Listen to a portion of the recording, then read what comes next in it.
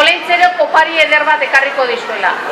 Baina, gaur gabian, afaldu, pijama jantzi, eta goxo, otea sartu behar dezue.